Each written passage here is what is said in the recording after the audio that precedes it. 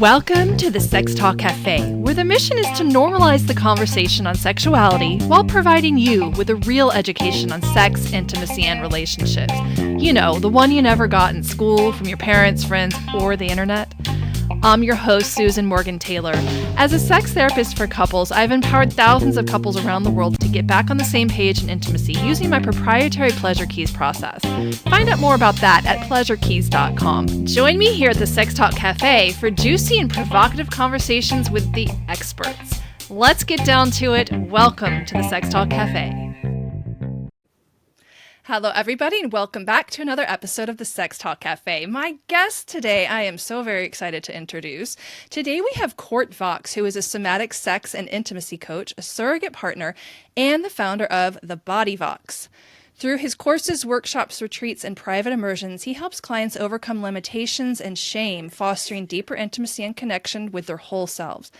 Vox's expertise draws from disciplines including somatics, sexological bodywork, tantra, BDSM, and shadow work.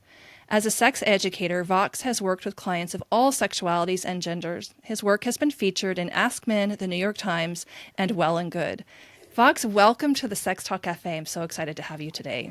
Yeah, thanks for having me. Good to be up bright and early. Woohoo, bright and early, yes. Well, and so that was a bit of a shortened bio. I know you have so much expertise and experience with what you bring to this amazing body of work, somatic sexology, and I would love just to give you an opportunity maybe to touch on anything that I didn't share in your bio or anything about your story and how you got into this line of work that our listeners might love to hear.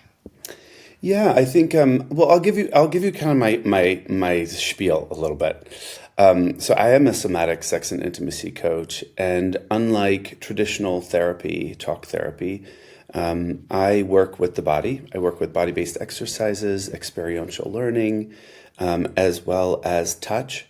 And we also do quite a bit of processing and talking. So it's not like we never meet, but we have experiences and then we talk about them and kind of better understand, why they're resonating or why they're not.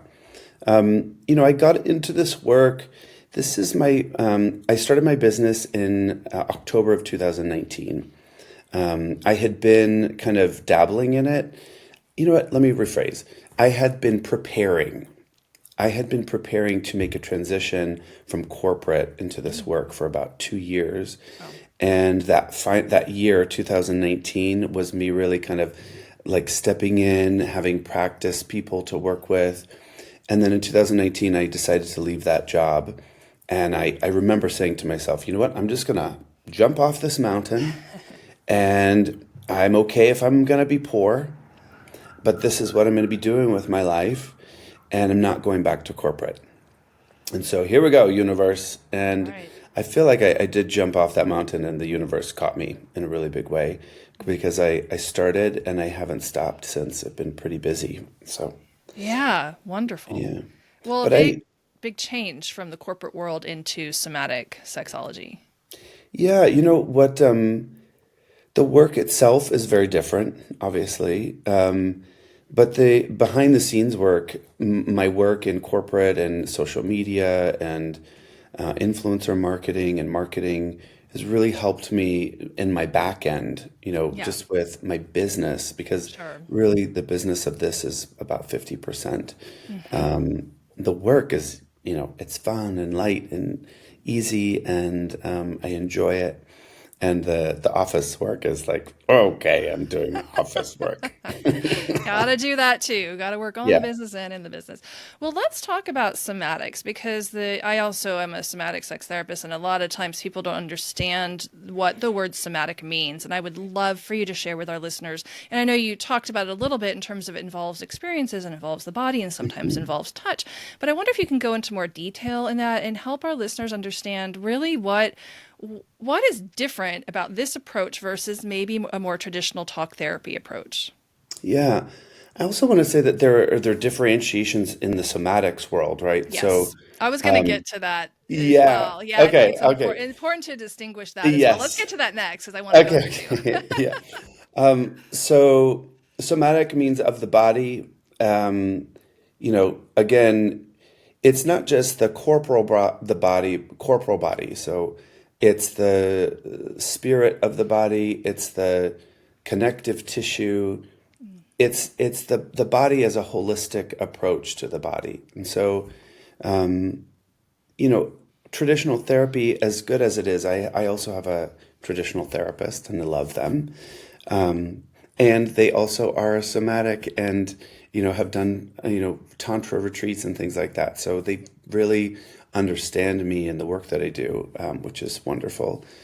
But, what I find with traditional therapy is it's very much like from the neck up. And if you're lucky, from the heart center up, right? Yeah. And what happens is we kind of forget that we have a rest of a body, and specifically the genitals, right? Yes. And that's kind of where my work is different in that I'm really incorporating the entire body, Hmm.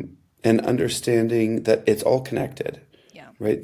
All these things are connected, and when we can connect our genitals to our heart and our mind and our spirit, it's such a rich experience. And so many of us have grown up with religion. We've grown up really like in headspaces to think about sex or to think Hmm. about our bodies from a very mental perspective, but we haven't really like been feeling. Yeah. And so that it is a practice of integrating feeling, sensation. What are Mm. you noticing in your body? It Yeah. could be as simple as vibration or tingling to start. And sometimes people are like, I don't feel anything, or Yeah. I feel numbness. And it's Yep. like, that's also a sensation. That's okay. We'll start there. Yeah. So it's sort of like meeting people where they are, but it is like an incorporation of all our parts. Yeah.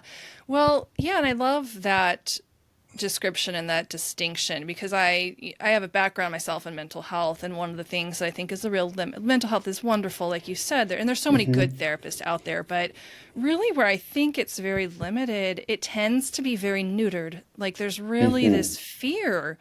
Even in the sex therapy, licensed sex therapists, my experiences are there's still a real fear of actually encountering the genitals or encountering the sexual energy in the therapy room. It's Yeah. very cut off. And like you said, you're lucky if the heart is there with the mind. But a lot of times we're not going below the waist, even just sensationally, obviously staying fully clothed. And there's Hmm. a lot more limitations I think we have in the mental health realm around sexuality, but it's very disconnected from my experience and journey there to the extent that I'm a huge believer in the somatic approach. I practice it myself. I've incorporated it into my work.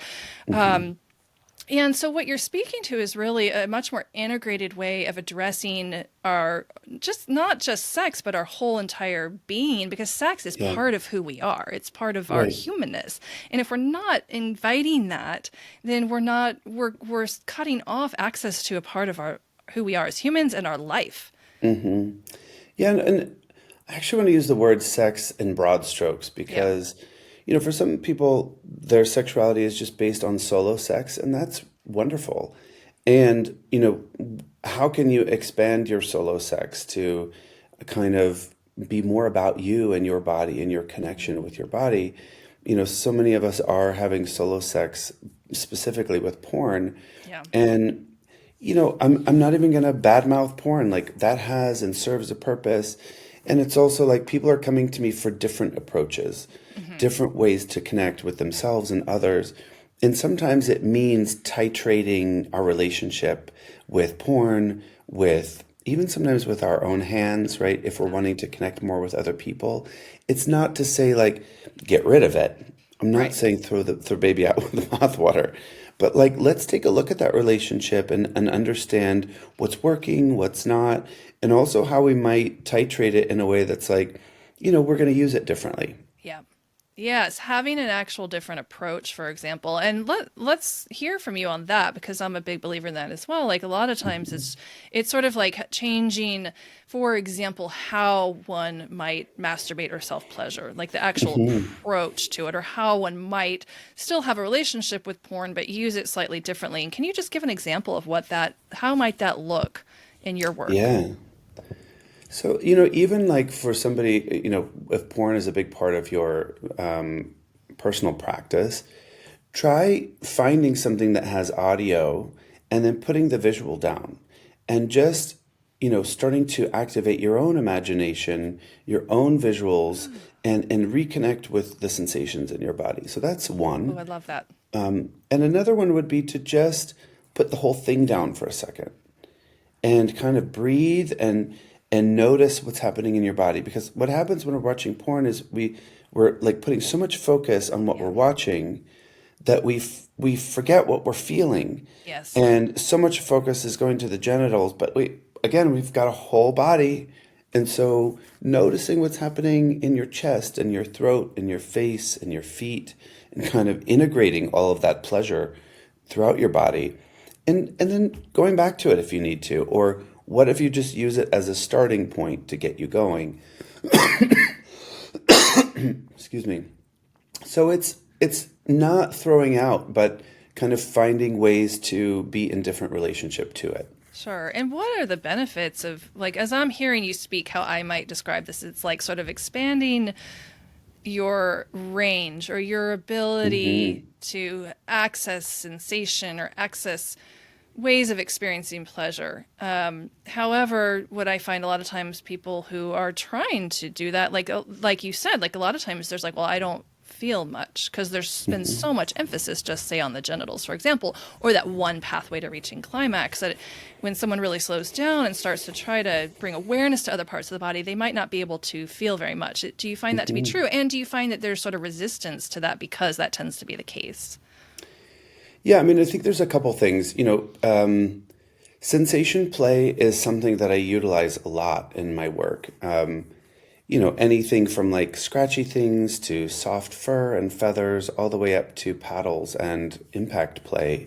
With paddles and floggers and things like that, and even rope, sensations of rope and things like that. And what I find is that our sensations are just bombarded on a daily basis, Yeah. with everything, marketing, and we've got loud streets, and we're in offices, and we're with kids, and it's a lot. And then we get into the bedroom and we think that this is going to be enough. And we're like, I can't even feel that, right? So I think for a lot of people, their bodies can take and want and desire much, I'm going to say stronger, but more intentional touch. Sure. So, for somebody who has a really energetic body, Hmm. just talking about touching them could be enough. Yeah. I could talk about touching their nipples or their Mm. ear, and the thought of it, the resonance of being close is enough to send them into shivers.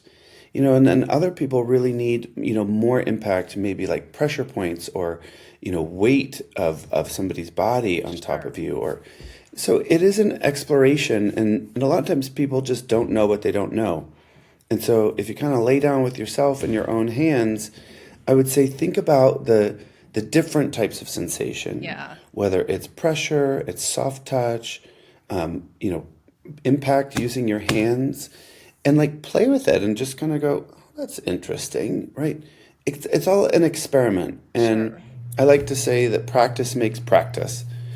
And we're not practicing to go to the Olympics. We're practicing to have more fulfilled, more rich sexual experiences. And so do it for that. I love that. Let's change gears here for just a minute Sure. before we continue on. I'm loving this conversation.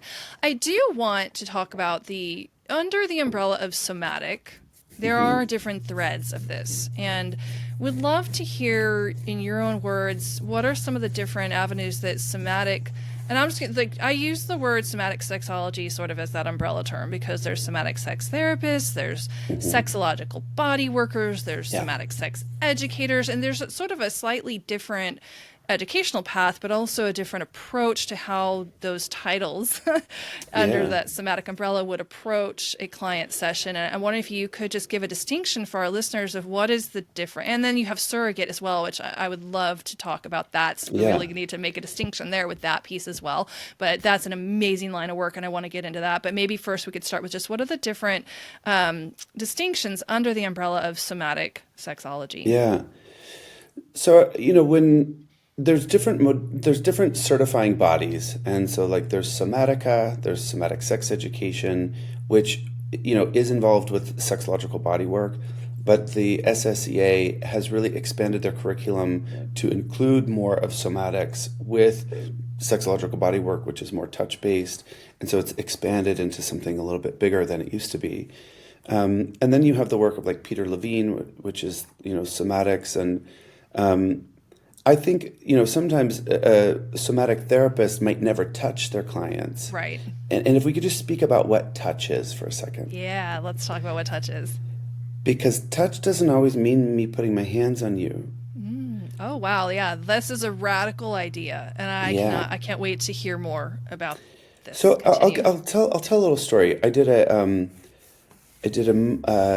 psychedelic mushroom journey with a therapist, and when we were preparing, they asked me. They said, "Are you okay with me touching you throughout the journey?" And I said, "Well, let's talk about that. I'm okay with you like putting nurturing hands in my body if you feel like called to." And they were like, "Well, do you want me to check in with you?" And I said, "No, just use your intuition. I will let you know.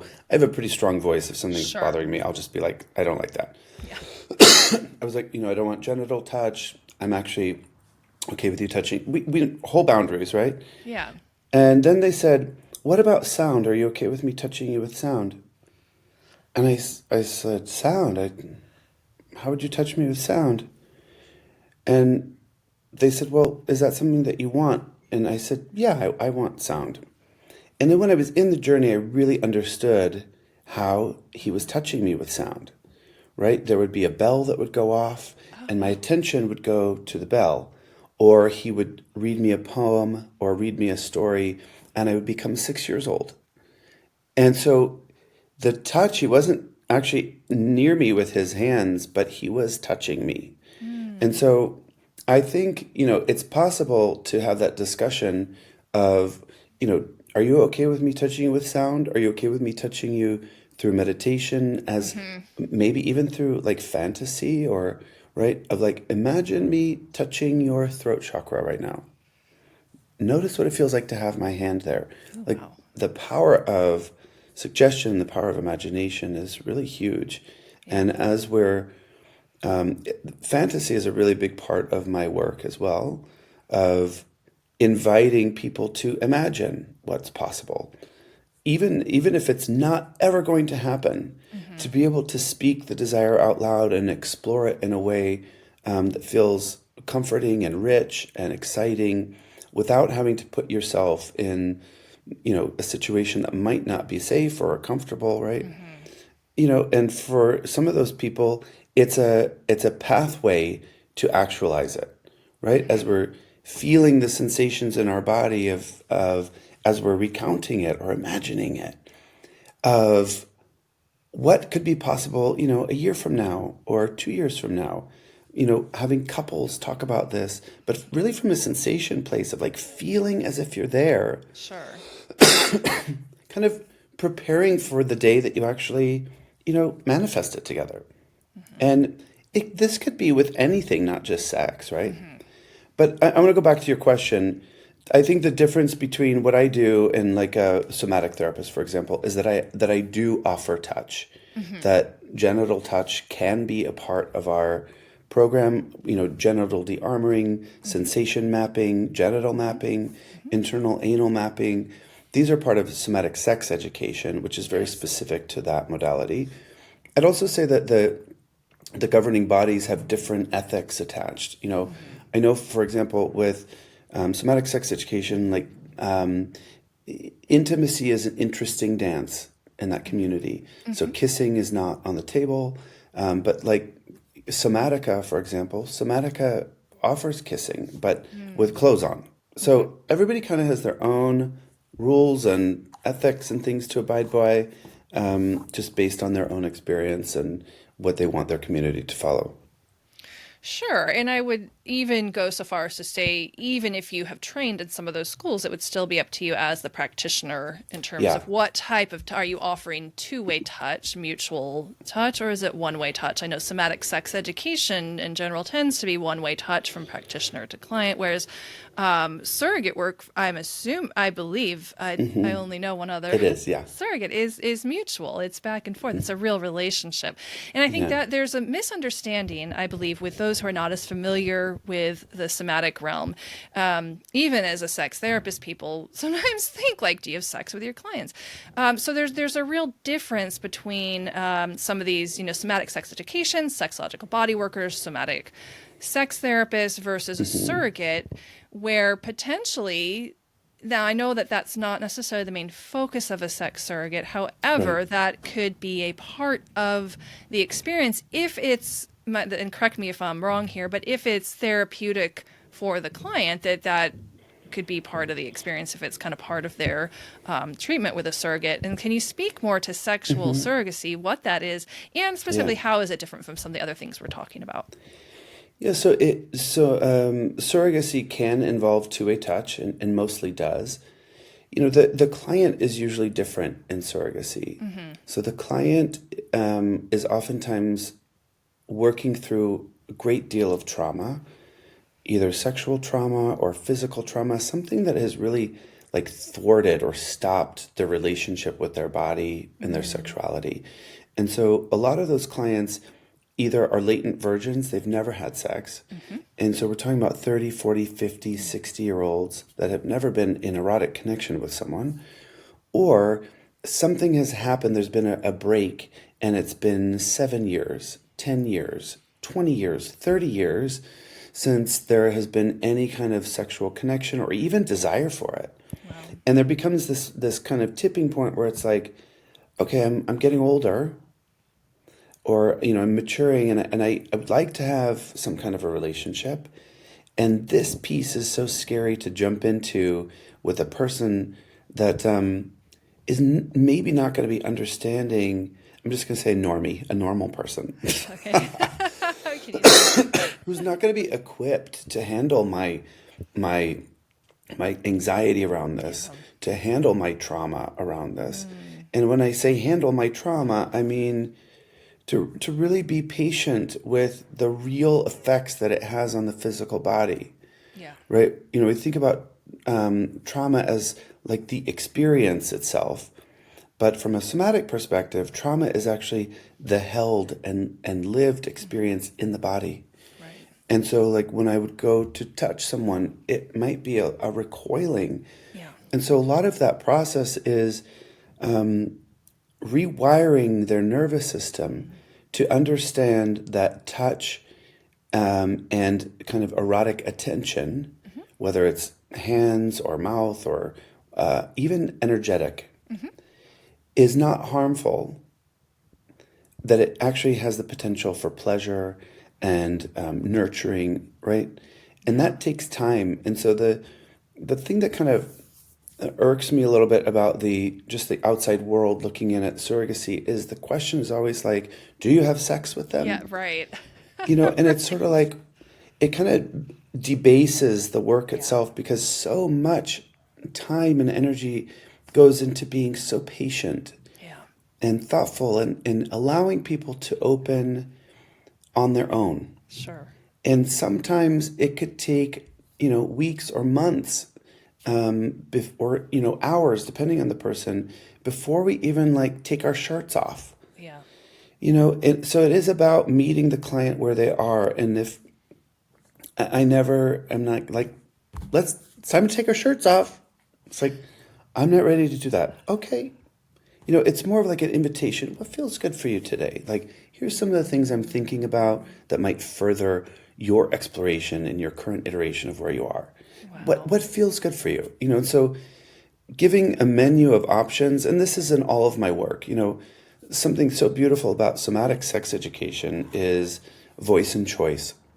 Being able to have agency to make your own choices and to know, to like really feel into the choice and have agency and autonomy over the things that you're asking for Yeah. and to be able to ask for it. And then also the voice piece of like really like, so many of us have a hard time expressing, Sure. not just expressing what we want, but expressing in the moment of using sound and using our breath and using, getting a little weird.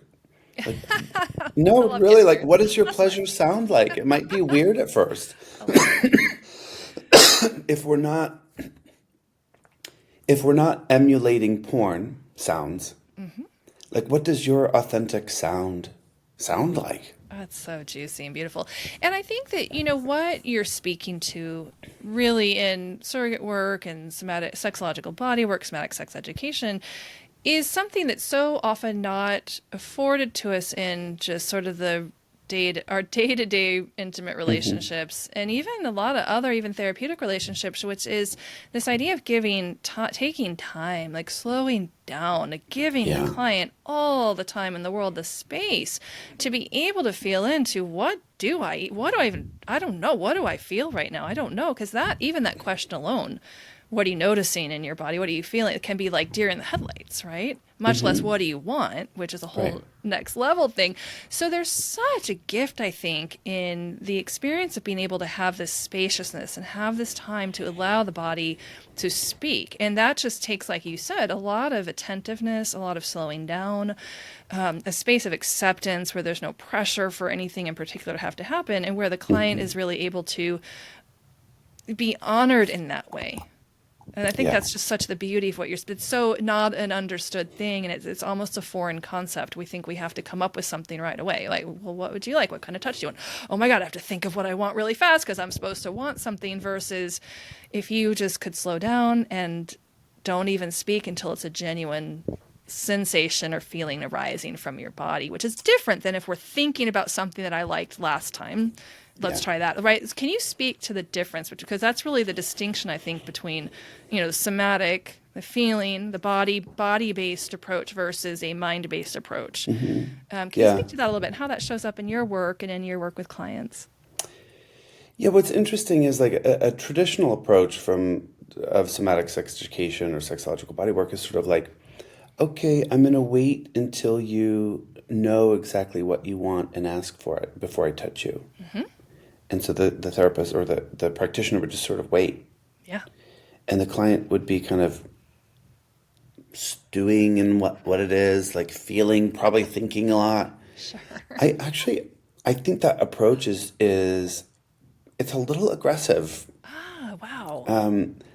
I think it's more appropriate and activating to give people choices, I love because it. when we don't have lexicon and we Yeah. don't have reference point, we don't know what to ask for. And Yeah. oftentimes when even in a container, a new container, they might go, well, I want that, but I don't know if that's available or if that's allowed. And Oh, so wow. really like expressing what the menu is, Mm, what the options could be, allows people a new language to speak from. I love it. And so if you say, what kind of sensations do you like? You're like, I don't know. What are sensations? Yeah. What are the sensations? I don't know. What's the options? Right. So if I'm like, let's explore some sensations. This is what scratchies feel like. This is what soft things feel like. This is what, enhance like smell. Can we bring some taste into the room? Then it's like, okay, now we have a shared language that we can go from. Mm. And this is also something for couples to consider, Hmm. right? That what I spoke to earlier about people needing more in terms of deeper sensation or more intentional sensation.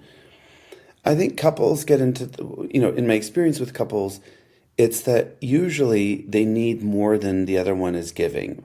And there Mm. is sort of this fear of, ooh, I'm going to hurt them. Yeah. Yeah. And every single time their partner's like, you're not hurting me. This is actually kind of annoying.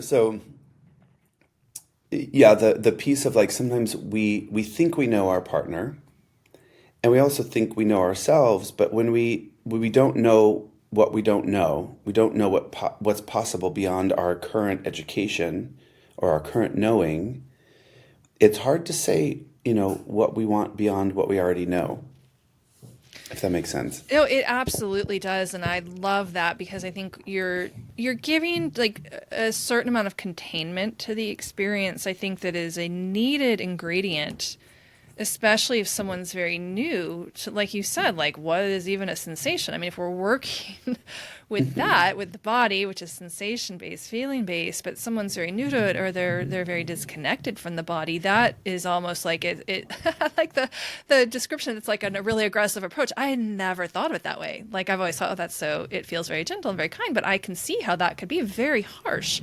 to someone who's, it doesn't have a, we need some sort of reference point, a starting point. And I could see how over time, as somebody becomes better versed in the language and you have the shared language with your practitioner, that over time your vocabulary can expand. Now you have reference points, and from there it can just grow and deepen. Yeah, absolutely. Yeah. Let's talk about, in a session, I know there's probably some listeners here that are like freaking out right now at the thought of, oh my gosh, like touch and genital touch and what is this? And speak to how you create boundaries and safety and the role of consent in somatic work. Yeah. So, I work in 3-day containers. So I work in immersion, and, what's possible in immersion is expansion and contraction in a closed container. So, I tried in the beginning to work with clients in 1 hour increments, this week and then next week, but people would like reschedule, and it just didn't have a cohesive feeling to it. And when I switched to doing 3 days, it was such a rich opportunity for clients to really go deep within themselves. Also to create an intimate container with me of, okay, how do we build trust together? Yeah. And when we talk about safe spaces, I actually am not crazy about the term safe space. Specifically in sexual and erotic realms, we're really stepping into unknown territory. Sure. And it's really brave. It's a brave space. And what I invite clients to do is sort of like titrate their trust in me and in the workshops and retreats that I work. Titrate your trust. Don't give it all away. When we say this is a safe space, a lot of times people kind of go, it's safe, I can just do all these things here. Right. And then sometimes there is a closure or a refractory of like, oh, I gave too much. Yep. And I didn't listen. I wasn't listening. And so my invitation is actually, as I'm sharing agreements, we have agreements that come into, there's a constant checking in of what's available in their body. Is there any part of your body you don't want touched today? Is there any part that is specifically calling for touch? Every session includes that. Excuse me. But the first day is really about setting the intentions, the agreements for the container. And also allowing them, like, do you have any agreements you'd like to add to this that feel important to you?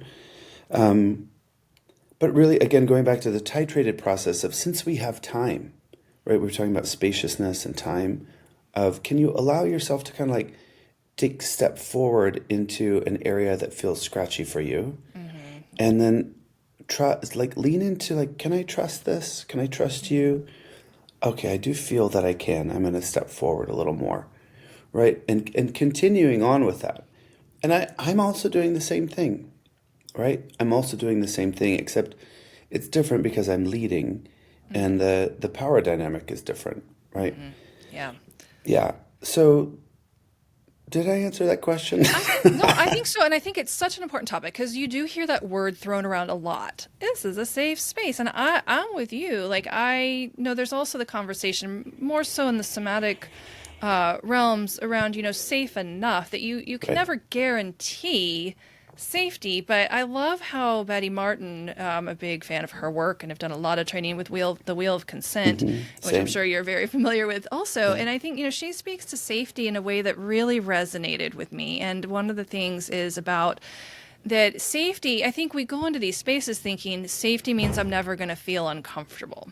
I'm safe, so I'm never going to have to encounter a negative experience or an uncomfortable experience. And that's really not what safety really is. Safety is knowing that I can have maybe an uncomfortable experience, but I'm going to be able to be seen through it. I'm going to learn how to see myself through it, but also in the therapeutic setting or even in a group setting, that there's going to be support there where I'm not like just left in that Right. experience alone, so to speak. Like we're going to be seen through it and be equipped and resourced with ways to move through that discomfort and or to create a repair if there's some kind of an injury that happened. So speak to that. Like, do you agree with that whole Yeah. concept?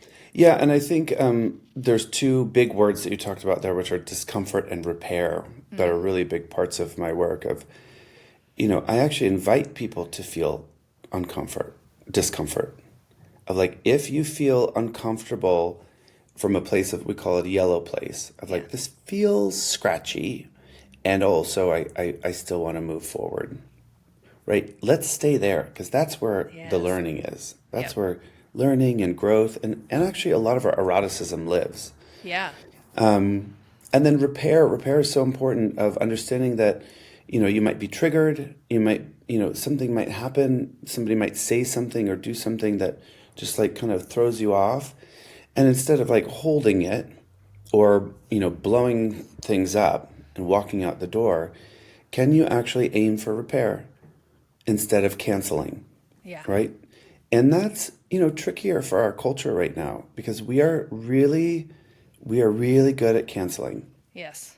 And it's so much easier to cancel somebody than to go into conversations of repair. Absolutely. And repair does require everyone coming to the table with kind of open eyes, ears, and hearts. And sometimes that's not available. Yeah. So, but yes, I agree with that. Yeah. Awesome. So let's see. Oh gosh, there's just so many directions that we Can go. I say something? I want to go back Yeah. to speak about spaciousness with bodies. I'll speak about men first, or Okay. penis owners rather. Is Sure. that there is this notion that penis owners or men should just walk into a space and just be ready, Mm-hmm. hard and ready. That's the requirement, Right. right? And what I've learned with female bodies is that it takes time for women to open, Yeah. and sometimes 30 minutes to an hour before there's like really readiness for penetration. Mm-hmm. And it also takes men, not every man, but it takes a lot of men time to allow their arousal to build too, naturally. Mm-hmm. And arousal, again, doesn't always align with our hardness. And with women, arousal doesn't always align with wetness, Yeah. right? Sometimes you can be really like, I'm just so into this, and like my dick is just like, no. Yeah. Right. And I'm like, what's going on? Oh, But it's okay to say to your partner, like, I'm really loving this. Something's awry today. And just kind of like let it go. I'm feeling mm-hmm. tired, or, I'm feeling in my soft body today. Can I pleasure you? Or let's experiment with you, loving my softness. Yes, I love this because there is such a attachment to it's particularly in well, I don't know, maybe in same-sex relationships as well, but in general, there's this Yeah, idea, in right, that general. that penis owners just have to have an instant hard on and stay that way, like throughout the sexual encounter. When in reality, there's two, like you've either got a hard on or you don't, and that's just part of the play. And there's so many ways to incorporate the lack of an erection and not have to end the whole occasion just because there's not an erection. Yeah, and that kind of speaks to, what I call erotic endurance over stamina. Stamina requires you to just be on the whole Mm, time. And endurance is this sort of like, we're in this. How yeah. long, we don't know. But you're not going to be able to sprint the whole time in a long distance race.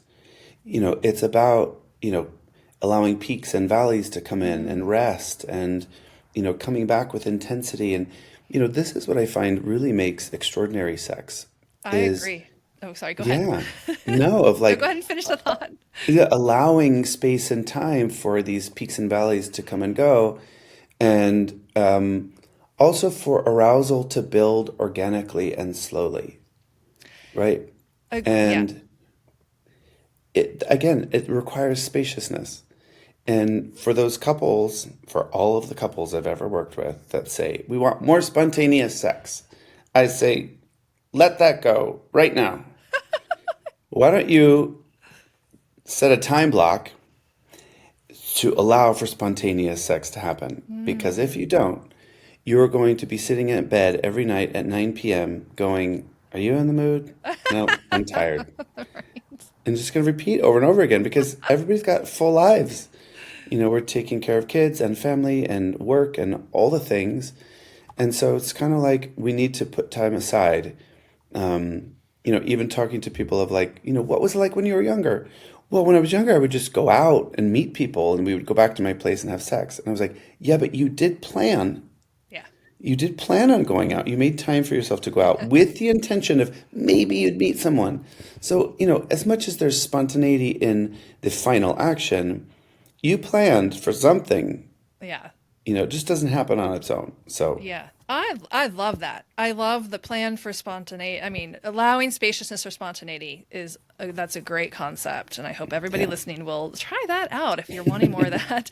I mean, the other thing you just spoke to is this idea of the sort of the ebb and the flow, and I think we tend to think, or what I see with a lot of the couples that I work with, there's sort of this idea that once sexual activity begins, that it just has to be like, let's just take penetration, for example. Like there just has to be constant motion, constant movement, constant penetration up until a climax is reached, and then like the occasion is sort of over. Versus what I have really found is that if we take breaks, and you actually stop, like literally just like pause, breathe, uh, disconnect physically if penetration was happening, take a break from penetration, Hmm. relax, eye gaze, that actually builds the arousal. The sexual charge actually gets Yeah. hotter so that when you sort of start to re-intensify or perhaps come back into penetration, if that's part of your sexual repertoire, Hmm. that it can be even the orgasmic experiences that are available from that actually are like turned way up several notches. And it's just a concept I don't think a lot of people take into consideration, this idea that you can actually just like take a total break from being, Yeah. stay erotically connected, Hmm. but just totally change what's happening on the terrain or the landscape in that particular moment, which doesn't have to be constant motion. Yeah. There's something in somatic sex education called savoring.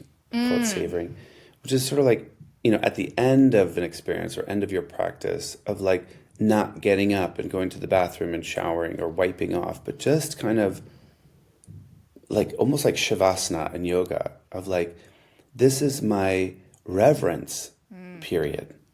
And can we just stay a little bit longer with one another, a little bit longer with yourself to like feel all the rich hormones that are built in our body, to feel all the sensations that are present in stillness? It's so rich. I really, really, really invite people to stay with that. Oftentimes I have people share with me that they feel empty after a sexual experience. And we kind of look at why, and a lot of times they are cutting that part off. And, a lot has happened in the body when we are in kind of heightened arousal. There's a lot of hormones. It's our internal pharmacy really working to our benefit. But it would be sort of like doing a mushroom journey. And then when you're in like the thick of it, the practitioner going, okay, we're done. Go to the bathroom. We're actually cutting this experience short. And you're kind of like, what the F? What the F? Why'd you do that? We're kind of doing that with each other. We're not allowing the Yeah. full arc of an experience to actually come up together and then come down. We are cutting it off at the knees and then just going back to our daily lives. And it's sort of like we haven't allowed all of those hormones to kind of circulate through our body and kind of come down in a progressive nature with one another, which I mean that's really one of my favorite moments with a partner. Well, can you speak to this piece of, the savoring experience, Hmm. that and how that is or could be a way of using pleasure, so to speak, or that reflecting on pleasures, allowing that experience to sink in, like how can that be a tool for rewiring our nervous system to be able to rewire for more pleasure and more connection? Yeah. You know, some people go to shame following orgasm. You know, and again, it becomes an opportunity to sit with something uncomfortable, right? So if that's you, if you know, again, you're in this heightened state of arousal, and then you ejaculate or you come, and then it's sort of like you're left with all the thoughts, the incoming thoughts. And if that's the case, you know, can you go back to feeling into the sensations in your body? Can you invite kind of new thoughts to come in of, you know, wow, that was a beautiful experience, or even saying out loud to your partner, right? Having a moment of kind of reflection of like what I loved about this experience.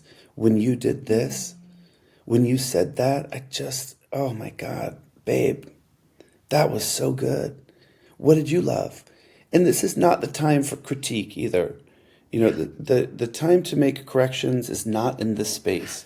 The No, vulnerable. really, this is such Yeah. a vulnerable space of like, it's a time for praise. What I loved, the sound you made, the touch, the way you felt, right? And then asking for reflection back. What did you love about it? Tell me. Oh, You know, yeah. it's like allowing the experience to like move through even more. So using that as a tool to stay present in the pleasure. Also, if staying still for you is causing you to go into those thoughts again, try moving. You know, get off your back, get on your knees, see if it's energy that you can move through your body. And again, this feels so strange to people. Yeah. It feels so foreign because we're told to be quiet and sit Right. still Sit and still. all the things. And so actually activating our body in movement and sound, it can feel kind of like, oh my God, I'm that weird kid. Yeah. And to which I say, great, I love weird kids. Yeah. Like, Let's be I'm a weird. weird kid too. Let's be weird together, right? Yeah. Like inviting weirdness and strangeness. The body is so magnificent and also so weird. I love it. Let's be Yeah, weird. Keeping it let's be weird. weird. Keeping it weird. Yeah. Well, so you work with couples. Who else do you love to work with primarily in your work? Or who do you primarily work with in your work? Yeah, I've been really lucky. I've gotten to work with every kind of body orientation, sexuality, gender expression. You know, the main kind of audiences or clientele that I work with are cis straight women, Okay. cis straight couples, although Hmm. sometimes the couples are very fluid in their gender expression, sometimes their sexuality, they're looking to open things. And I also work with GBTQ community, Hmm. so gay, bisexual, trans, and queer men. The only kind of audience I really don't work with too much is straight men on my own, unless they're kind of like curious or Hmm. interested. I have worked with some straight men where they're just wanting to learn how to be better with women, Hmm. and so do like online coaching with that. But other than that, like those are my two main focuses. And then every once in a while, I get kind of a client here and a client there in different areas. Yeah, I love it. And I love, I think there's such value. Well, there's value in this work really to anybody who feels called to it. But I know personally, a few years ago went through a pretty rough patch and I sought out the services of a male sexological body worker. Mm. And I just want to, I'm saying this for the women who are listening who might be curious about this, but perhaps a little intimidated. It was one of the most healing experiences that I really could have ever asked for. It was really a beautiful way to get some of the needs that I had met in a really safe environment that didn't require me to have to be in a romantic relationship with a partner in Yeah. order to have like sexual and nurturing touch happen to my body. And I had so much appreciation and reverence for the men that are called, or the I don't know if you identify as male. I'm I do, yeah. making an assumption there, but okay. That's okay. Yeah, for the men or the penis owners who feel called to this work, I think it can be, it's such a gift to the world, but I think that there's really a lot out there as well for women. And it seems to me like I feel like there's more obstacles for female body bodied people in accessing and approaching and seeking out this type of work, and particularly with a male practitioner. And I'm just Yeah. curious if maybe you could speak to that a little bit. I mean, I'm just a big advocate for it, but I'm wondering from your experience, can you speak to that a little bit, and how is it beneficial, and what do you offer cisgender women in particular? Yeah, I mean, I work privately with women, and I also work for a company called Back to the Body, which offers sensual retreats for women. And, that company offers, I think, 10 to 12 retreats a year. It's really an incredible experience, 7 days of five private bodywork sessions, plus group activities and things like that. But I think, why it's safer for women to come into that, because it is female-led, right? Yeah. It's led by a woman. For women coming to work with me privately, I can imagine just the hypervigilance attached to stepping into a space with me, never having met me before, having a level of excitement, but also like, can I trust this person? And I think that's actually smart, right? It's a smart feeling to have, and doing your due diligence, calling references, checking online to listen to. I mean, I have so many things online where people can listen and talk, or to hear me speak about my work. Really getting to a place where you, again, feel safe enough, brave enough to step into a space with somebody. Also doing an exploratory call with a practitioner beforehand of like, what's my gut sense? The thing that I love about women, and I've learned from women and female bodies, is that women's intuition is usually always right. It is 99.9% right.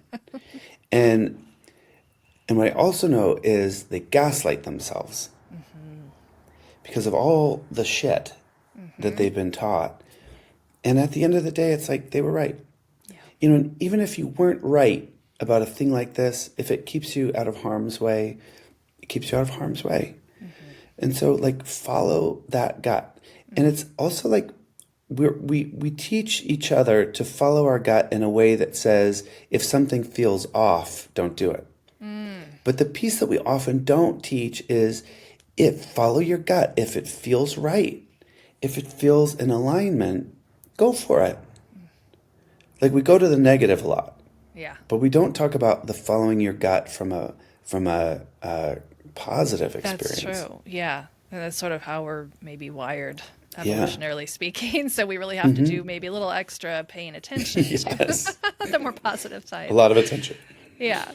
Well, Court, it's been awesome having you as my guest today here on Sex Talk Cafe. And I want to give you an opportunity to let our listeners know, how can they find you? How can they connect with you? Do you have any offers or events or anything that you would like to offer to my community? Please do so. Yes. So you can find me at The Body Vox. That's the BODY, V as in Veronica, OX.com. All of my offerings are there. I have a retreat for LGBTQ men coming up in Joshua Tree called Sacred, and then another one in October for LGBTQ men. There's an event with Back to the Body at the end of this month in March in Joshua Tree, and a lot for the rest of the year as well. So for women, there's tons of events. And then if you're interested in working with me privately, book an exploratory call. And if you say that you've heard me here on Sex Talk Cafe, we'll do it for free. Awesome. Thank you for that. Well, excellent. Thank you so much for this conversation and for being my guest today on the Sex Talk Cafe. Thank you. Thank you for joining me for the Sex Talk Cafe. Please be sure to leave a 5-star review, subscribe, and share this podcast with your friends. And if you're ready to discover the 3 secrets to deepening connection, enhancing pleasure, and expanding your orgasmic potential, then be sure to grab your copy of the Pleasure Keys ebook at pleasurekeys.com. To learn more about my private coaching, couples retreats, and other offerings, be sure to connect with me at pathwaytopleasure.com or find me on social media at Susan Morgan Taylor. Thank you again so much for joining me today for the Sex Talk Cafe.